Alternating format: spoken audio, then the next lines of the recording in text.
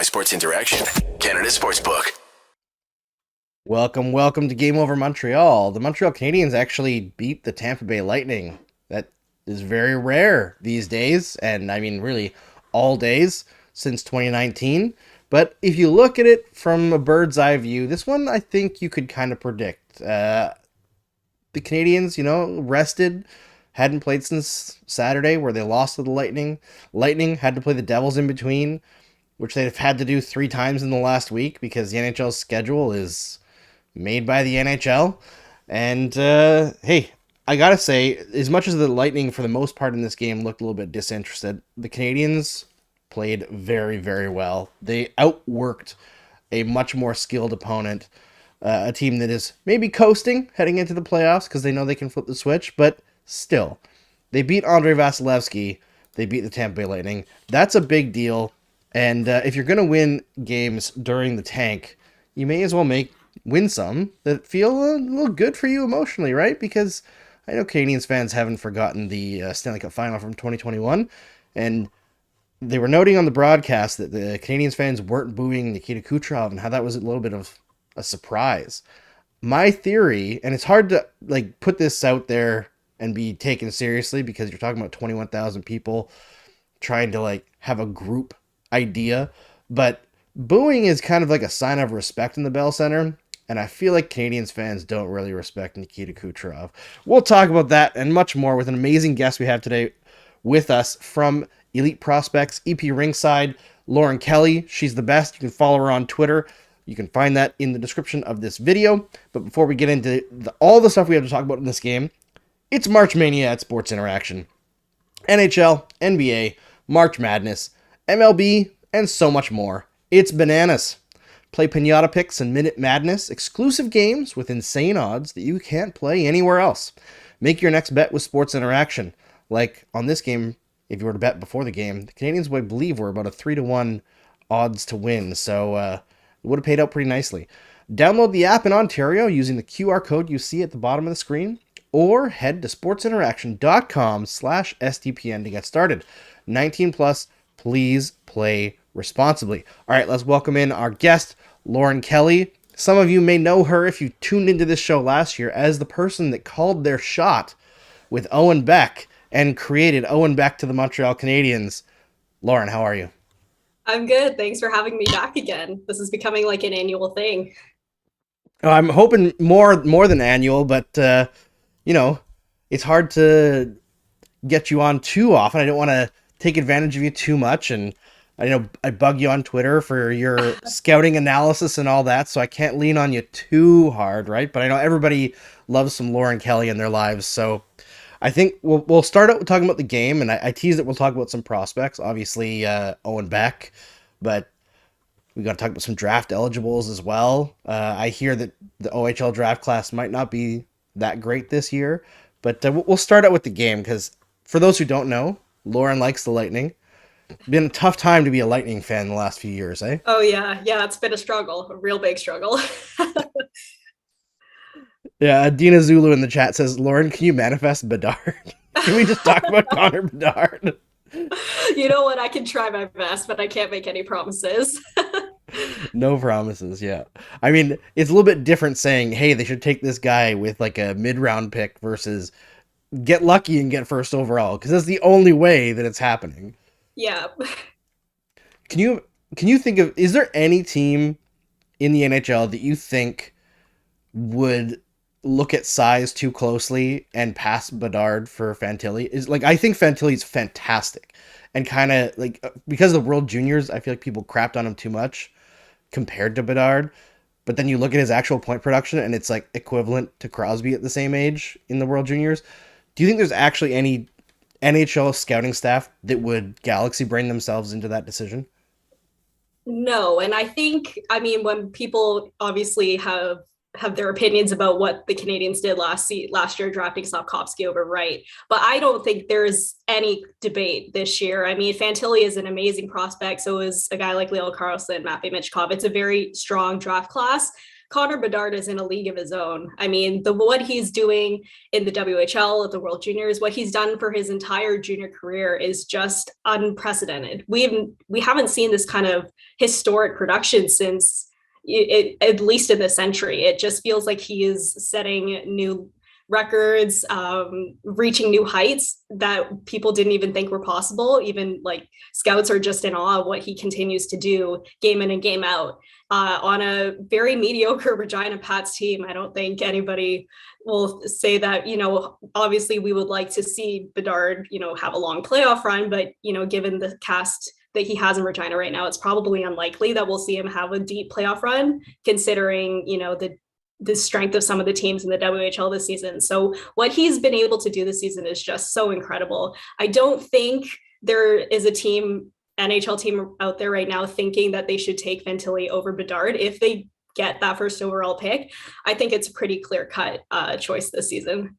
Yeah, I feel like there's no way people can find their way around this. It's just, Bedard is so special and it's so obvious. As great as Fantilli is, I feel like Fantilli would be the top pick in many of the recent drafts, but it's just, Bedard is ridiculous. It's so crazy. I mean, I think everybody here is just hoping and praying to whatever they believe in or don't believe in that the Canadiens luck out and get that first overall pick like they did last year, but much more to gain this year. No offense to Slafkovsky, who I don't think we should throw the towel in on at all. I've continually said that. People are too harsh on him, but Bedard's next level.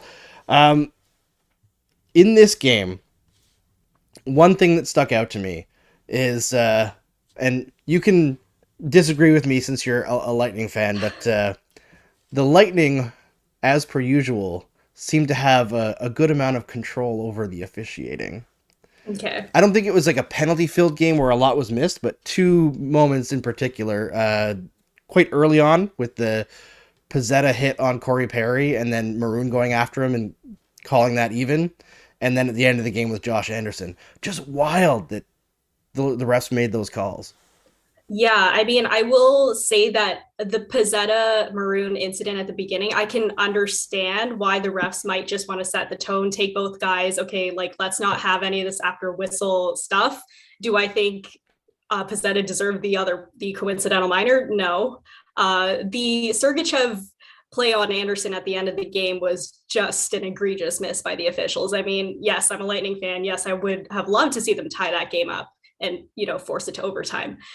The Habs should have had the empty net rush called a goal. It should have been a 4-2 at that point. And then, obviously the fact that maybe Anderson didn't have full possession of the puck at the time that he was taken down. Maybe that's why they didn't award the extra goal. But Sergachev should have been assessed a penalty at that point. I mean, there was only, half a minute left in that third period. And it was basically over at that point, at least from what I was feeling. But the ref is looking right at both players as they're coming down towards the empty net. And there's no slew foot on that play, but Sergachev basically grabs him by the shoulder and kind of hauls him down. So I don't know how a referee can look at that play. And he's very clearly watching both players and just decide that that's okay. Yeah, he almost gave him like a reverse DDT. He just didn't drop to the ground. Sorry for the wrestling reference for those who aren't wrestling fans, but WrestleMania is coming up, and we might be doing something special for Game Over for that. So I'm just throwing that out there. But yeah, unfortunate for Josh Anderson. It looked like an ankle injury the way he hit the post, and this was the first time. And we mentioned this before we started the show. That he was on track to play all 82 games, I believe, since 2019, and now he's going to end up, most likely, I'm guessing he won't come back this season just based on how he left the ice. He looked so shaken up, and how bad that looked. He's going to end up with the same number of games played as last season, which I guess he finally got to the 20-goal mark again, but that guy just really unlucky, can't manage to stay healthy. And, part of that is like that reckless abandon that he plays with, for sure. But man, that was just an incident. It almost makes me sad as well that Sergachev actually made a great play on that play. Like, he got his stick in there and knocked the puck away. If he would have just not held Anderson back for an extra half second, I feel like everyone would be like, wow, what a play by Sergachev. Maybe a mild holding call, but like it could have been a great play, and instead it's just an unfortunate incident.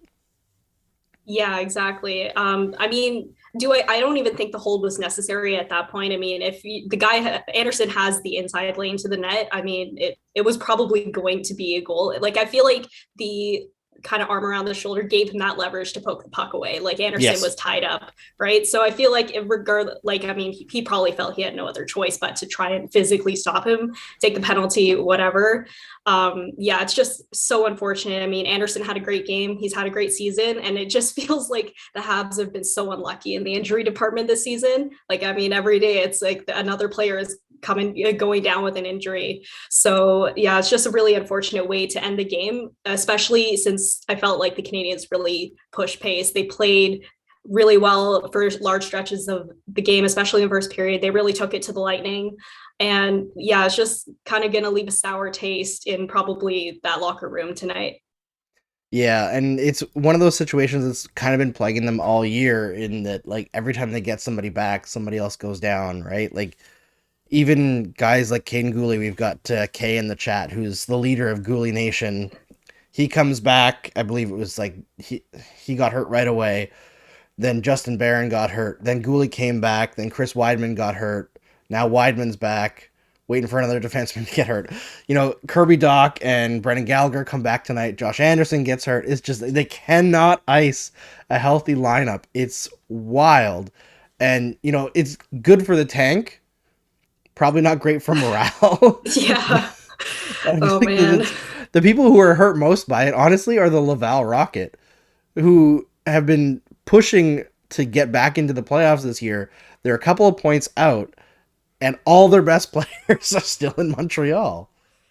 Yeah, it's just a really unfortunate situation. I mean, like, yes, it's definitely a good thing as far as the tank goes, especially in a year where Connor Bedard is the prize at the end of the day, but you don't really want to be losing games or losing players in order to lose games. It just definitely has to take a hit. It does. And, you know, the last game the Canadiens played against the Lightning, they iced a full lineup technically, but Jonathan Drouin was sitting as a punishment for being late for a meeting. He was stapled to the bench.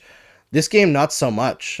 Scored his second goal of the season. He's now up to, I think, 19 points in his last 22 games played, not including the one where he didn't get any ice time, because that's not very fair. But yeah. Jonathan Drouin, resurgent in the second half of this season.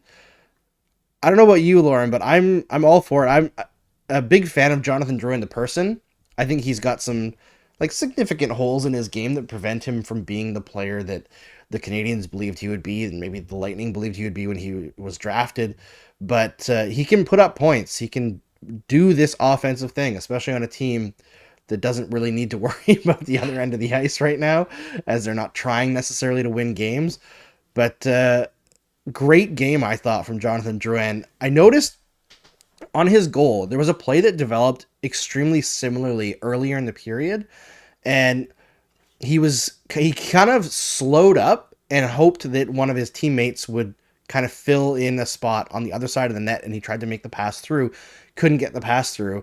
And then on this one, on his actual goal, it seemed like Vasilevsky expected him to do the exact same thing and opened up just enough, and Drouin found a spot to shoot it through.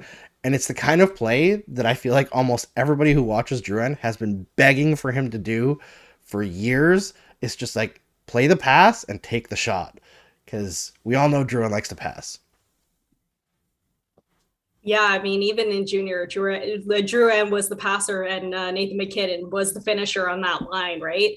It is really great to see him having such a kind of resurgent season, especially, you know, with obviously the off-ice struggles that he's been dealing with. He was one of my favorite players in his draft year. Like, I mean, goes to show how bad my scouting abilities were all the way back in 2013. I mean, I was so excited when the Lightning drafted him. I have his Lightning jersey. And this is like one of the first I think, Toronto jerseys that I have, just because, you know, growing up in Toronto, you get a lot of Leafs jerseys. But yeah, that was like, I mean, I didn't expect him to have the kind of up and down roller coaster career that he did. I didn't expect him to ever get shipped out of Tampa.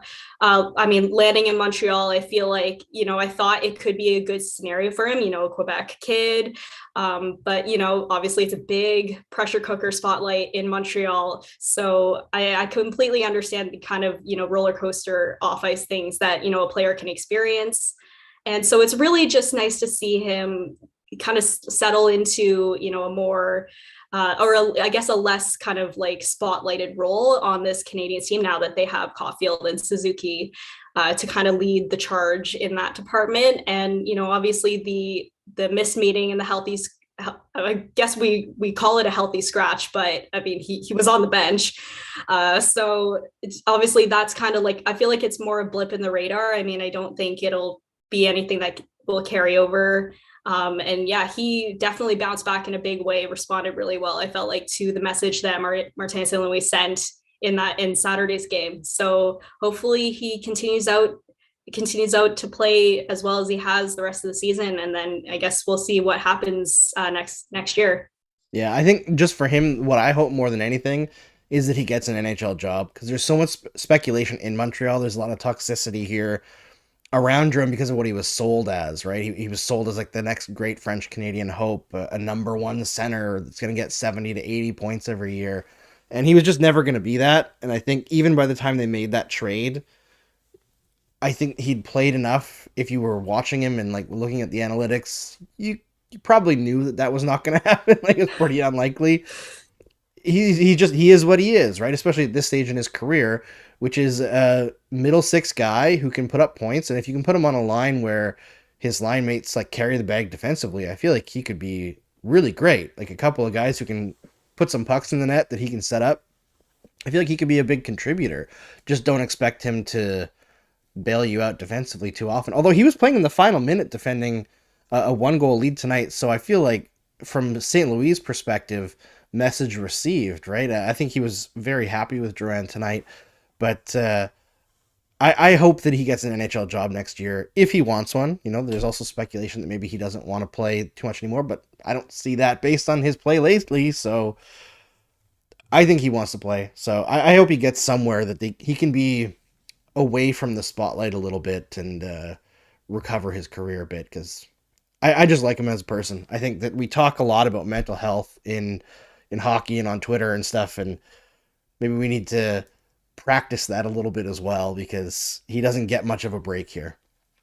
Yeah, absolutely. I mean, I put it out on Twitter, I think earlier tonight, but I wonder, they definitely can't afford him, but I wonder if Tampa could be like the kind of full circle reunion where, he doesn't have to play a top line role or even like a second line role. He can kind of slot in and add some speed on like a bottom six on a hopefully annually contending team, and just find his success back that way. It doesn't have to be Tampa. Obviously, they definitely can't afford him. I mean, Colorado, any kind of like team that is kind of up and up on the rise, Carolina, but with a less laser focused fan base or hockey market. Like, I feel like he would really thrive in a smaller market like that. 100%. I feel like putting him on a line with, say, like Cirelli, who's like a one-man defensive workhorse, that just sounds like it would work. Yeah. Who knows if it actually would, because it's on paper, right, in your brain, but yeah, it sounds like it would work, but you never know. Also, Kirby Dach, first game back, scored. What I noticed from Kirby Dach tonight, more than just the goal, was his defensive awareness and how often he was picking plays off. There was a play in the third period where it looked like Braden Point made a pretty dangerous looking zone entry, and as he crossed the blue line, Dach just kind of came in from the side and stole the puck from him. And it was like that all game for Dach. Just continual smart plays. I don't think we talked about Dach too much when the Canadiens traded for him, Lauren, but what was your thoughts on Dach before the season started? Because I was not sure. I thought it was a good bet, and the contract was like low enough that it was never really going to hurt them. But I wasn't sure if he would develop into, like a top two-line guy. It could be a third-line center, you never know. But I've been beyond impressed with how quickly he's captured an NHL-level game. Yeah, and I think especially in Doc's case, I feel like his defensive play doesn't get talked about enough. He's obviously he's a bigger guy. The skating is probably going to be, a little bit of a limiter, even though, he's a successful NHL producer. He puts himself in the right areas and he drives play. Defensively, he's looked in like really solid. Just, reading off like understanding that his skating abilities are what they are and that he's never going to be the guy chasing after every single puck carrier on the ice, but using his positioning and his stick to kind of poke pucks away or like pin players to the boards, not try and do too much as far as like chasing around the ice goes, but just kind of like keeping his defensive play simple, focus on killing the plays that he can, that he's covering the man that he's responsible for covering. He's done a remarkable job of that this season, and I feel like it's going to continue going forward. Yeah, it's funny that there's been a lot of speculation this year. I mean, coming into the season, there was talk of like, would it be better to have Caulfield with Dach instead of Suzuki? And then there was conversations about whether Dach should be the second line center as opposed to Suzuki, or who was the first line center, or whether Dach should be a wing. And whether he's playing center or wing, I gotta say he makes every line that he's on better. Like, it's just been consistent all season long. He's been truly incredible in Montreal on a team that hasn't had very many incredible players, I'll be honest. Yeah, that's the great thing when you have a lot of young talent, right? You can spread the wealth a little bit, try things out, especially in this kind of rebuilding phase that the Canadiens are in, and see what works. I mean, whether Dach plays up with Caulfield or he's on the second or third line, this is a great time to be experimenting and see what situations he thrives in. And I think the role he's in currently is working really well for him. 100%. All right, I would talk about the Matheson goal, but I feel like there's not much more to say about Mike Matheson. He's just been great. He's their best defenseman by far. Everybody knows at this point the skating is ridiculous. The offensive instincts are great. No one understands why Pittsburgh traded him. But, as much as I'm a big Jeff Petrie booster, right? It's just the age gap. It just didn't make sense. And yeah, Pittsburgh's in a pickle. But let's talk about prospects, Lauren, because as everyone knows, you are the premier Owen Beck scout. And I was going to hold up a sign saying Lauren says hi, Owen. But I'll wait for the game when he makes his NHL career next year, and we'll go to the game and have a big contingent all holding up that sign. Oh man, all right. But obviously, the big thing with Owen Beck this year was that he got traded to Peterborough from Mississauga, and his production tanked. So, for Montreal Canadiens fans, should we be concerned about Owen Beck? I'm going to say that I am a little bit concerned with the lack of production, but it's not anything that I feel like Owen Beck is doing wrong. I think it has a lot to do with the situation that he landed in after the trade deadline. I mean, if you look at what he was producing in Mississauga, I think he was on pace for 82 points this season if he had stayed in Mississauga and continued that level of production. Obviously, midseason trade and then getting yo-yoed between playing the World Juniors and then Montreal all of a sudden, it didn't help him, I guess, like settle into his new city, new teammates, all that quickly. And maybe that's a reason like the production was kind of slow out of the gate. Peterborough is also a bit of an interesting case study in the OHL this season. I mean, we look at the team across the board, and really there's only two players that are scoring, and that's Tucker Robertson, and Seattle Kraken pick, and I think like Avery Hayes, Connor Lockhart. These are guys who are not necessarily high draft picks or even draft picks at all in Avery Hayes' case, but a guy like Brennan Othman, who was also traded to Peterborough, but back in November. He's a guy who scored 50 goals in the OHL last season and almost reached 100 points. This year, he may not even hit 70 points in the OHL. So is that a systems issue where maybe the skilled guys just aren't thriving because they're either not used to playing the roles that they're playing right now? Do I think it's going to affect Beck's kind of development? Not really. I think he's still exactly who he is as a player, that really responsible, reliable, defensively intelligent player who can chip in with secondary scoring. I was obviously, like most scouts, most hockey fans, most Habs fans, were hoping to see him take off a little bit offensively this season. And he did at the beginning with Mississauga. He just looked unstoppable every night in, night out. He was the one driving Mississauga's offense. And then the trade happens. It's a new situation. He's unfamiliar with a lot of those teammates probably. And obviously Peterborough is a team that's not known for its offense. Like, they play a more shutdown kind of role. So it's probably wasn't the most ideal landing spot for him as far as offensive growth was concerned. But I mean, I don't really see it affecting his development too much. And I mean, I feel like he'll be in Montreal next season, at least to start the season. We'll see if he gets longer than a 9-game tryout. Yeah, I'm hoping that he does, because it seems like the organization, and I would assume Mississauga, assumed that he was not going to be back next year, because it's pretty wild to trade him to a team that is Mississauga ahead of Peterborough in the standings still? They are not anymore. I believe they're 6th. Okay. And Peterborough is now 4th. So yeah, it was a weird situation where Mississauga traded all of their good players and then went on they won 8 of their next 10 games with absolutely nobody on their lineup. So that was a little bit of a weird thing. And then Peterborough, all these new acquisitions, I think maybe it affected kind of like team chemistry at first, and then they kind of struggled to win games, and then they sort of have it together lately. I feel like it's been a lot better. Yeah, I feel like it's a systems thing in Peterborough where, maybe the offensive guys just aren't producing at what they're used to producing. Yeah, and Mark Dumont in the comments, the co-host of this show, says that Beck's numbers have improved recently, which I noticed as well when I looked at his production. It was like right when he got traded, the first, I guess, month or so, where it was like nothing really was happening for him. And recently he's been starting to produce again. So that's a good sign too, that he's found a way to get his offense back a little bit. So good signs for Owen Beck overall. Rock Smasher in the comments says that with 31 saves tonight, Sam Montembeault has become the goalie to reach 1,000 saves in the fewest games in a season in Canadiens franchise history.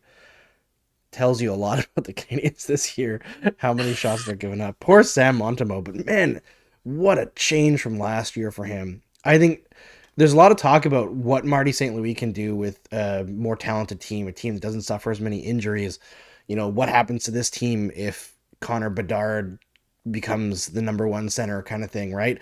A lot of what will happen next year, I think, is extremely dependent on if Sam Montembeault can repeat this level of performance. Because if he can, whew, he was unstoppable tonight. I mean, some of those saves were wild. Yeah, the one where I forget who had the chance, but he made the save, and then he looked like he was down and out, and then just kind of like sat on his butt and opened his legs back up and swallowed the puck. Just creative. I thought his puck tracking tonight was fantastic as well. So Monty Nation in the comments should be happy. I have seen that I guess Gooley must be out for the season, because Kay is saying Gooley Nation is raising a white flag, and somebody else is saying that the Gooley Nation flag is at half-mast. Oh, so no. I didn't see that because I'm not looking at Twitter, but and Eric Engel says high ankle sprain for who? Anderson? It must be Gooley. Okay. They wouldn't know Anderson yet. That's true. Yeah, that sucks, but what can you do? All right, sticking with the OHL, because that's your area of expertise. What are your thoughts on Vinzes Rohrer? Because I feel like he's a guy that isn't talked about too much, but it seems another guy who his production has kind of fallen off in the latter half of the season. But before he got injured around the World Juniors, he seemed to be putting up crazy numbers. Yeah, and first of all, that injury was terrifying. I mean, he was flipped head over heels, landed really badly on his head. It could have been a lot worse than it ended up being. I mean, I thought at watching replays he could be done for the season. So the fact that he's even, back in playing right now is awesome. It's a big relief, I'm sure, for, the Canadiens organization, for the 67s. They're the best team in the OHL this season, bar none. So they're probably going to not only contend for a championship, but head to the Memorial Cup if they can clinch the league title this year. So with Roar, he was fabulous at the beginning of the year. Just so dominant offensively, defensively has stepped up his game as well. And even I thought that was a very strong asset for him last season in his draft year.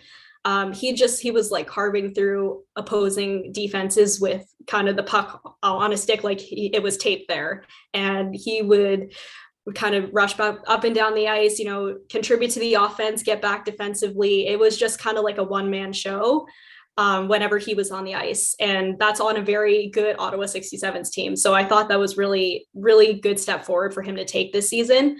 I mean, the offensive production dropping off a little bit isn't necessarily all that surprising. I mean, the offense is not necessarily his strongest asset to his overall skill set.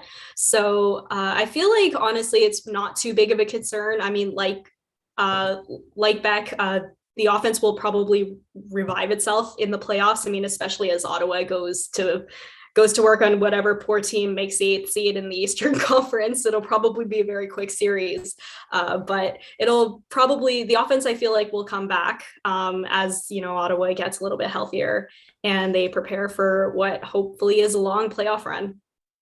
Yeah, I mean, they're doing that without Tyler Boucher as well, right? He's out for the season? Yeah, he's done for the season. It was really, really unfortunate. I mean, that guy just can't stay healthy. There was an injury he suffered at the World Juniors, and then came back, played, and then I think it was re-aggravated again about maybe 3 weeks ago. Just really unfortunate. I was in Ottawa actually about a month ago to see his return to the lineup, and then I feel like maybe 5 games later he was done again for the season. It was just such unfortunate break for him. Yeah, I feel like it was just around he started finally to produce for the first time since he was drafted. And then, was it shoulder? Yeah, shoulder. Shoulder problems. Caulfield, Shane Pinto last year, Josh Norris this year twice. Brutal. Montreal and Ottawa. It's a rough place to be, those bilingual cities. All right, I do want to ask about, I don't really like talking about it too much just because of the toxicity around it, or around him, and the way that people talk about him.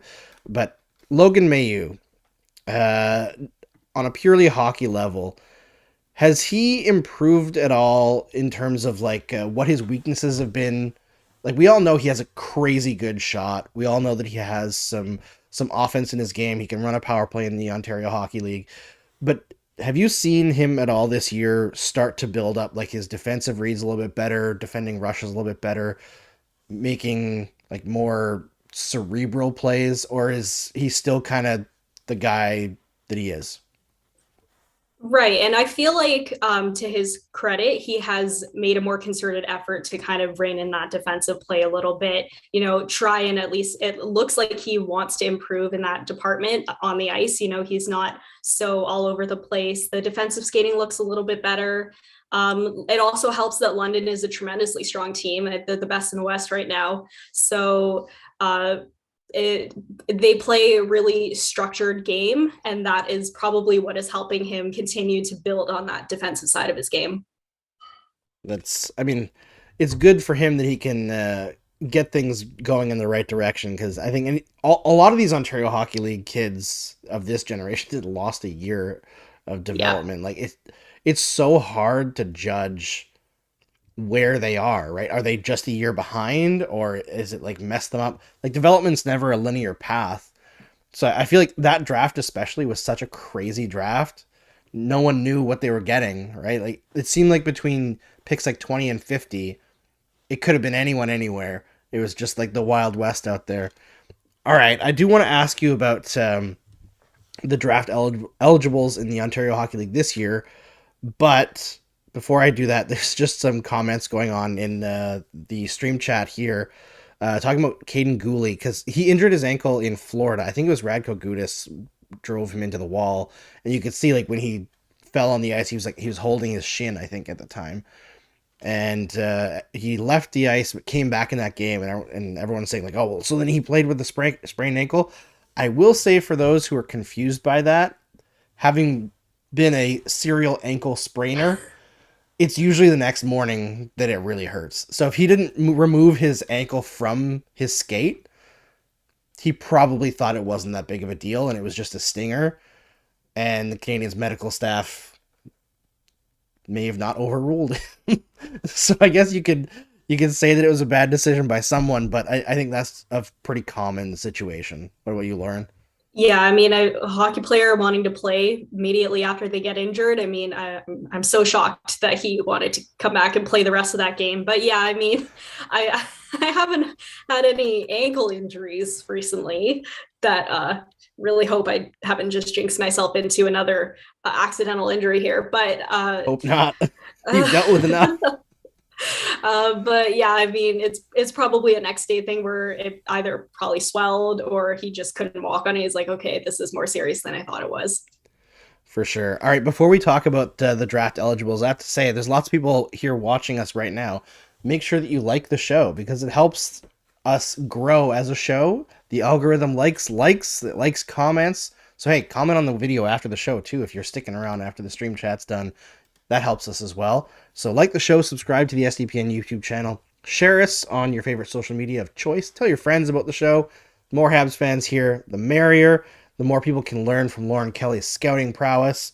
So, Lauren, I'm guessing the Canadiens' first round pick that is their own, they probably aren't going to be looking too deeply at the Ontario Hockey League just based on the high quality prospects who are available at that like top 5 area.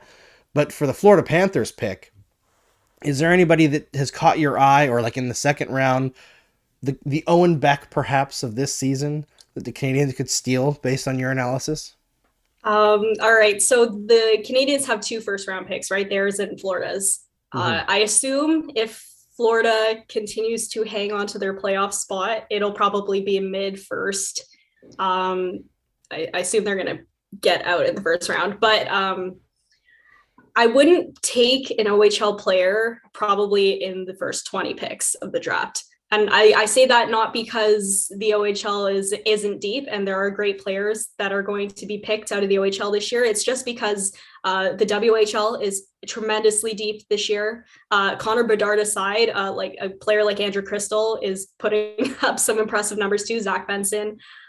These are guys that I feel like, especially in that top 5, top 10 range, where the Canadiens will probably have their first of 2 first round picks. Those are guys that the franchise's scouting staff should probably be keeping a closer eye on. As far as, second round and beyond, I haven't really planted a flag all that publicly on a prospect the way I did Owen Beck last season. I felt like the hype at some point got just way too out of control. So I decided to rein it in a little bit and just see what came about as the season went on. And it actually wasn't entirely intentional, but I didn't have like a player I saw in October and was like, this is it. This is my guy, the way I did with Beck last season. And so it took me a little bit longer to find a prospect that I was ready to plant a flag on. But if anyone has been watching the Elite Prospects draft rankings and wondering why certain OHL players quite a bit higher than consensus, that is my guy. And that's Joey Willis of the Saginaw Spirit. He is, I sent a message to a couple of EP scouts and I was like, this guy reminds me so much of Owen Beck. And maybe that's why I like him so much. But I was like, he's basically just Owen Beck light. I mean, he plays center. He's 5'10", 5'11", similar build, similar speed, incredible off-puck defensive specialist, to the point where it feels like sometimes he's so focused on playing defense. And he's a center, but mind you, that he sacrifices a little bit of the offense in order to make sure that his team is getting the puck out of their own end. He's just such a consistent player, the way Beck was with Mississauga in his draft year. I just love the kind of, I guess, like defensive prowess, the responsibility, the willingness to use his line mates. He's flashed some really high-end offense recently. He had one of the best, or at least I had one of the best off-puck defensive viewings of the entire draft season, and it was one of his games. And I just continue to be impressed with every viewing that I have of him. Do I think that he's a player that will go in the second round the way that Beck ended up going? Probably not. We are way higher than him than any other outlet, and I think like Central Scouting has him ranked, I think like 174th out of North American skaters. So like, it's not like we're a case where, you know, he's flying under the radar, but he's still on the radar. I mean, this is like a player who is, it doesn't even feel like he's on anybody's radar aside from ours, because I am just crazy about this kid. Like, I see it so much. I see so much potential in his game that I've pounded the table at every draft meeting that we had this season. Yeah, and for those asking, there's people asking what was the name again. It was Joseph or Joey Willis. So from the Saginaw, you said, Saginaw, right? Yeah, Saginaw Spirit. So 41.65 games this year. Hyper defensive specialist. Seems to be very similar to Owen Beck in play style and build and speed, from what Lauren was saying. So someone to watch, maybe in the mid to late round steal. We'll see if Montreal listens to Lauren again. I mean, it worked out pretty well. I mean, there's a chance he could go in the second round. There's also a chance he could go completely undrafted. I mean, I'm expecting either scenario at this point, because there's no consensus on this player aside from us. But I am going to try my best to change that, because, I'm working on a film room for him, because I'm going to plant the flag publicly at some point. get teams' attention. Yeah. All right, I do want to ask you about one player that kept on coming up when Montreal was around like 7th last in the league, and you know, you're looking at like picking 7th to 9th, was Colby Barlow.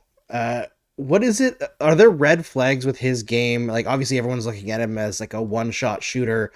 Are there major red flags in his game that would drop him out of that range despite his production? No, I wouldn't say there are any red flags. And I am also working on a Barlow film room that will probably come out in the next month or so. The biggest thing with Barlow is that he looks like an NHL player. He's got incredibly mature on ice habits, pushes pace. He's got a great shot, as everybody seems to know. But I think the thing is that we know the type of player Barlow is going to be at the NHL level. It's pretty much the same player he is right now in the OHL.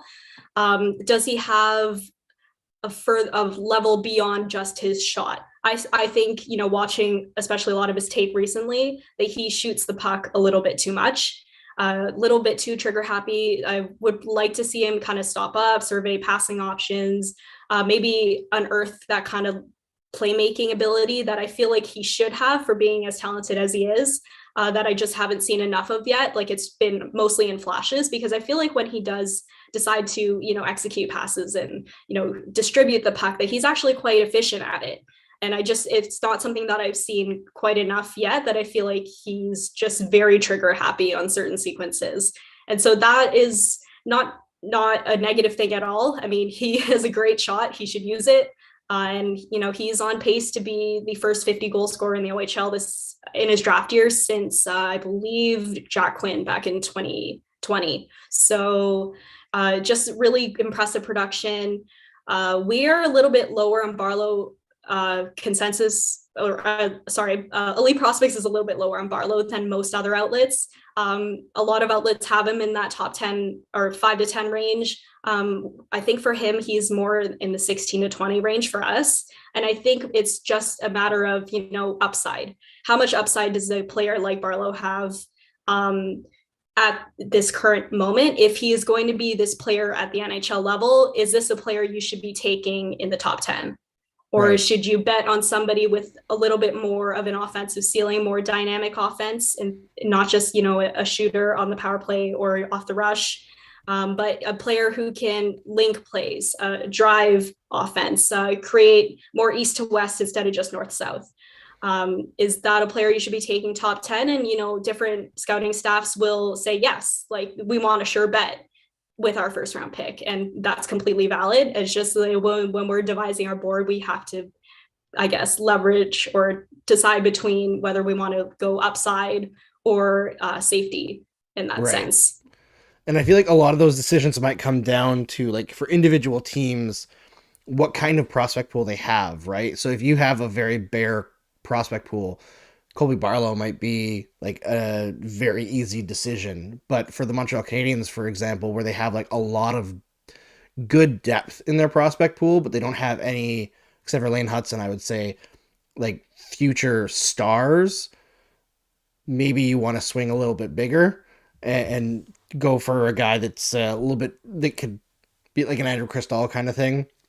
Is it Cristall or Crystal? We say Crystal. Okay, so Andrew Crystal. I mean, it is Western Canada. It makes more sense, right? But Yeah. yeah. I did see a few people comparing Barlow to like prime Mike Hoffman. Is that a fair comparison, or is that just this is a player who scores a lot and doesn't do a lot of other stuff?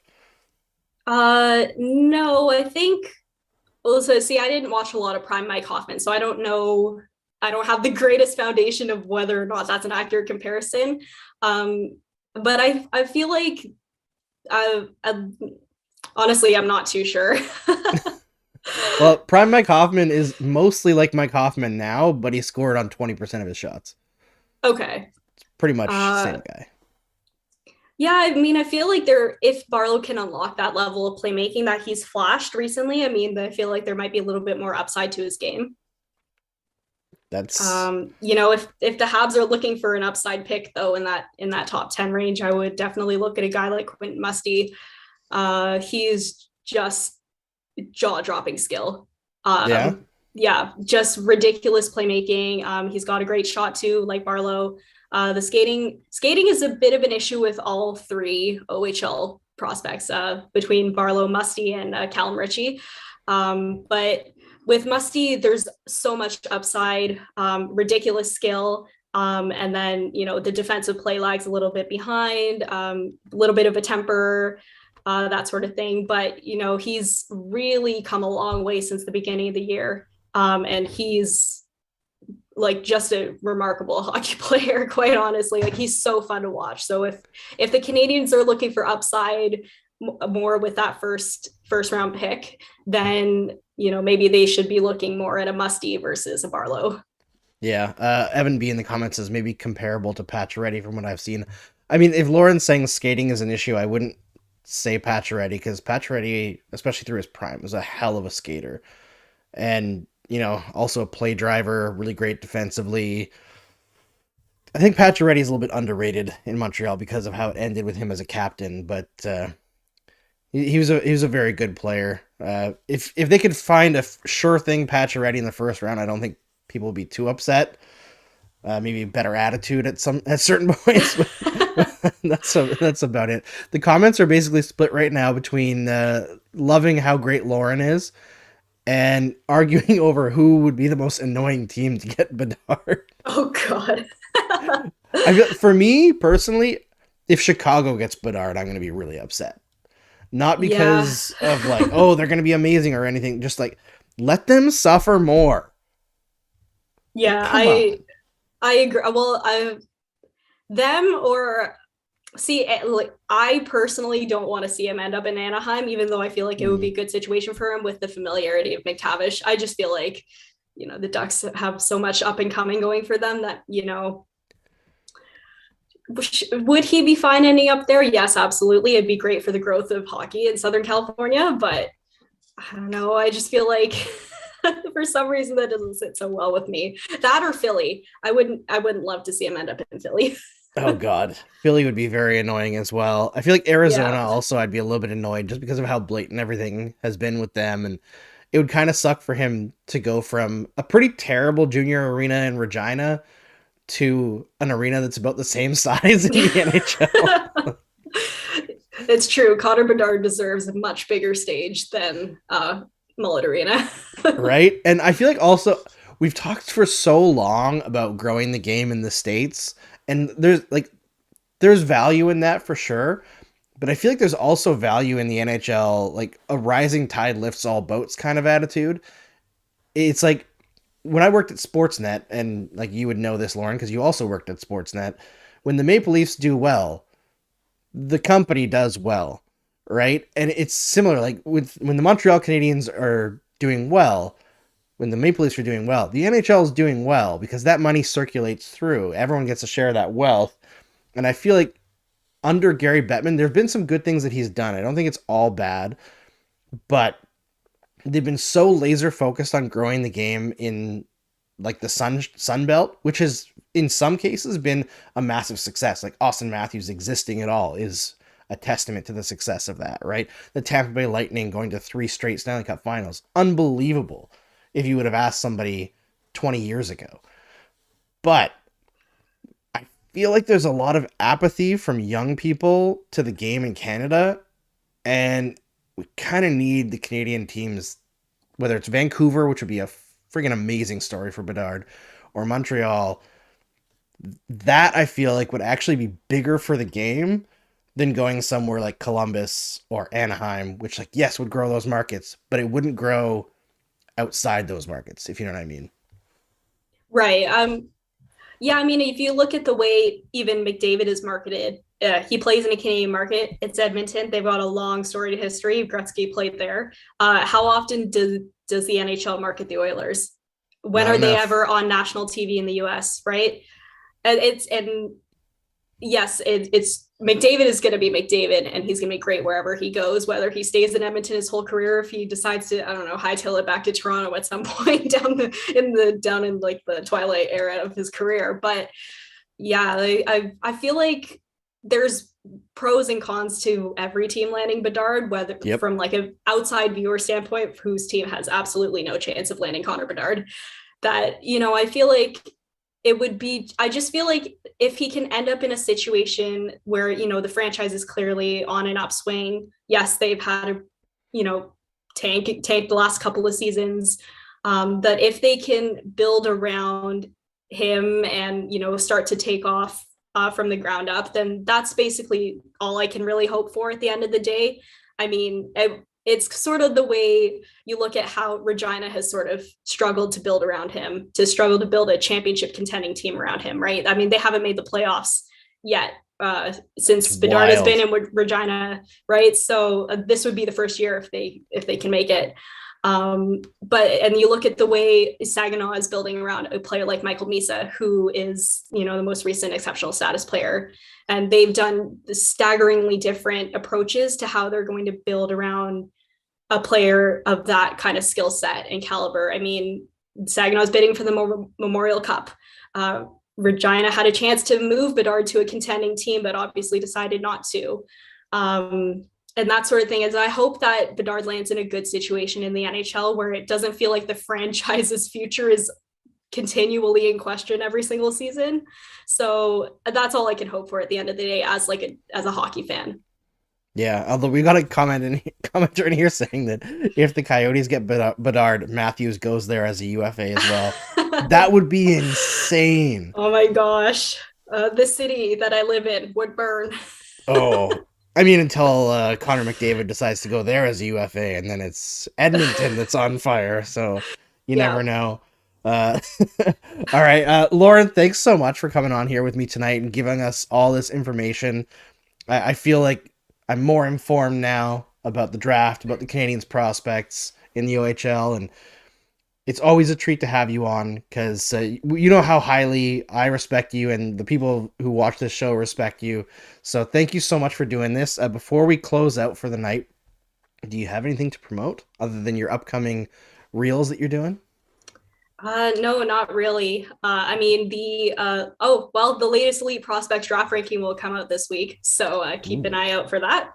If you're interested in what we have to say on the top prospects, it'll be a top 80 ranking. So just keep your eyes peeled for that.